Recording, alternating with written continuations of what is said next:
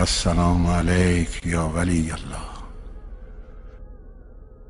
السلام عليك يا نور الله في ظلمات الأرض يا علي بن موسى الرضا عليه السلام.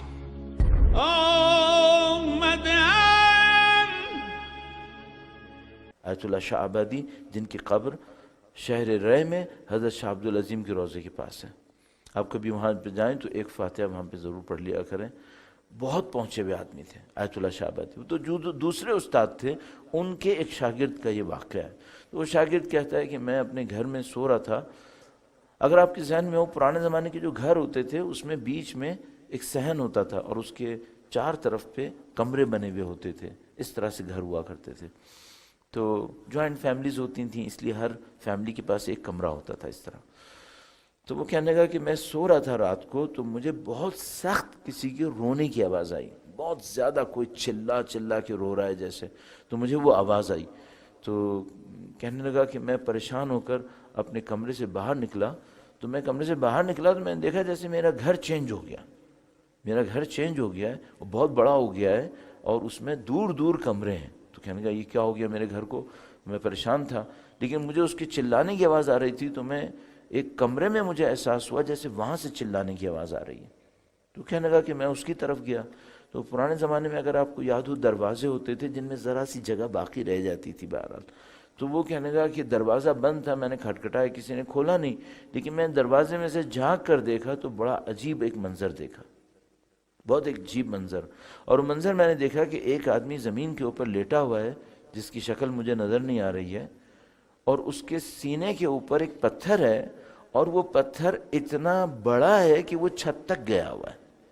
تو ایک آدمی لیٹا ہوا ہے اس کے سینے کے اوپر ایک چٹان راک ٹائپ کی ہے اور وہ اتنا بڑا پتھر ہے کہ اس کے سینے سے شروع ہو کر چھت تک آیا ہوا ہے. اتنا بوجھ کے نیچے وہ کرش ہو رہا ہے.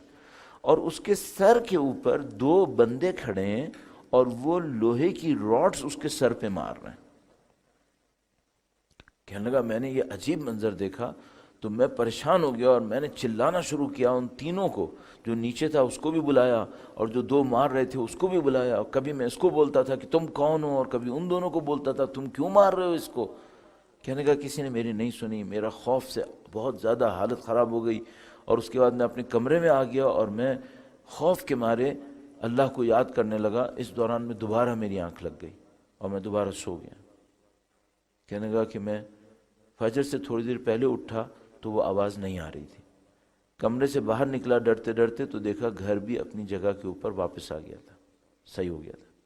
پھر اس کے بعد کہنے لگا کہ میں نے جلدی جلدی نماز شب پڑھی, فجر پڑھی اور اس کے بعد استاد کے پاس گیا اور استاد سے جا کر پوچھا کہ استاد یہ میں نے کیا دیکھا ہے. تو استاد نے کہا کہ یہ بندہ کل رات دنیا سے فوت ہو رہا تھا, یہ اس کی موت کا لمحہ تھا. کہا تم پہچان سکتے ہو کہ وہ کون تھا. کہنے لگا مجھے کچھ سمجھ میں آ رہا ہے کہ میرا ایک جاننے والا مثلا تہران میں رہتا ہے, یہ بندہ قم میں رہتا تھا. کہا میں ایک جاننے والا تہران میں رہتا ہے, مجھے لگ رہا ہے کہ یہ وہ آدمی ہے. کہا معلوم کرو, اس کی خبر کرو. تو اس کی خبر کی تو اس کو پتا چلا کہ بالکل اسی رات اس نے جان دی تھی. تو اس نے استاد سے پوچھا کہ استاد اس کی جان اتنی سخت کیوں گئی تھی.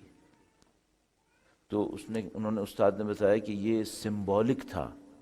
اصل جو تھا وہ تم اور میں نہیں دیکھ سکتے تھے, یہ بھی سمبولک تھا. اور یہ اس وجہ سے تھا کہ اس کے اوپر بہت سارے حق باقی تھے لوگوں کے.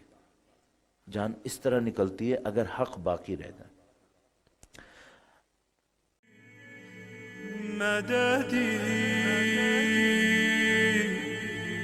مددی